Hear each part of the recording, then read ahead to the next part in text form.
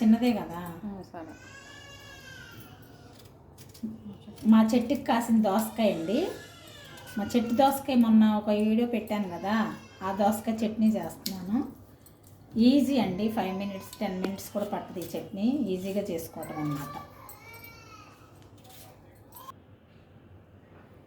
చెప్పాను కదండి, దోసకాయ, మా చెట్టు దోసకాయ, రోటి పచ్చడి, పచ్చిమిరకాయ తొక్కండి. ఆల్రెడీ నేను వీడియో పెట్టాను కదా, తయారు చేసి పెట్టుకుంటానని.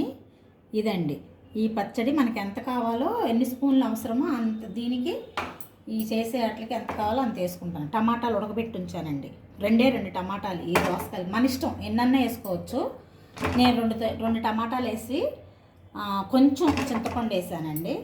ఇది చింతపండు ఎంతో వేయలేదు, వేసి మగ్గబెట్టానండి. పసుపు ఉప్పు వేసి మగ్గబెట్టి పెట్టుంచాను. దీన్ని ఇప్పుడు ఏం చేస్తానంటే, ఈ దోసకాయని తురుముతానండి. చాలామంది మన రోట్లో వేసి చిన్న ముక్కలు కోసుకుంటారు, చిన్న చిన్న ముక్కలు. కానీ నేను తురుము చేస్తానండి. బాగుంది తురుముతాం. ఇలా పెద్దవి అన్నమాట. ఈ ఓల్స్ పెద్ద పెద్దవి ఉంటాయి, చిన్న చిన్నవి ఉంటాయి కాబట్టి నేను పెద్దాట్లను తురివేస్తాను.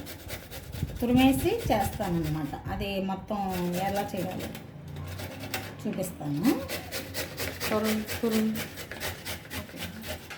రోట్లో వేస్తానండి. ఇది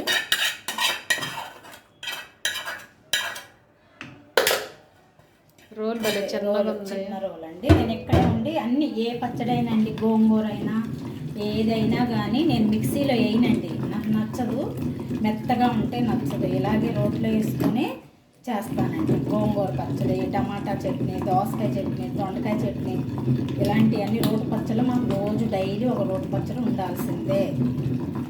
ఇలా రోట్లో వేసేసుకొని చేసేసుకుంటాం. వేసేసుకున్నాం కదా, తర్వాత దోసకాయ వేసేస్తానండి. దోసకాయ తురుమేసాను కదా, దోసకాయ తురుము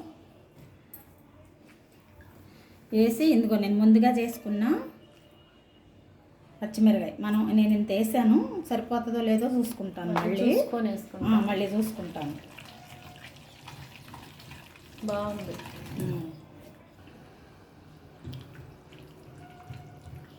ఇందులో ఉప్పు వేసాను కాబట్టి ఇందులో చూసుకొని వేసుకోవాలండి.